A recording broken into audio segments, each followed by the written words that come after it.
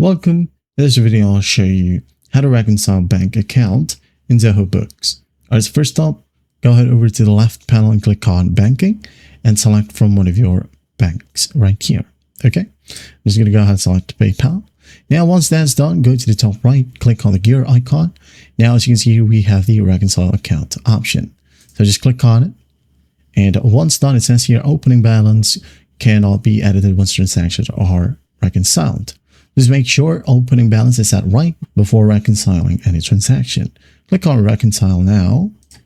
Okay, wait for it to load. And once it loads in here, we're going to start the reconciliation process. So what you'll do is just enter the start date, end date, and the closing balance.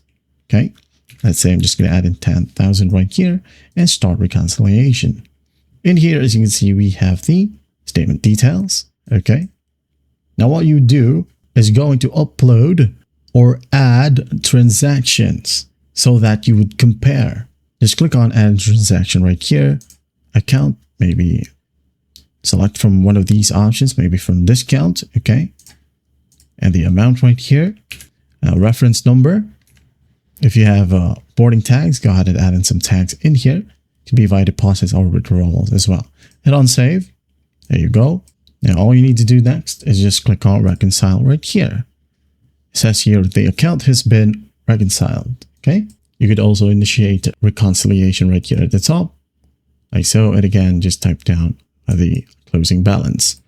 When you click on one data right here, as you can see, just make sure, okay, that you compare the transactions in your bank statement with the transactions listed in here via Zoho Books.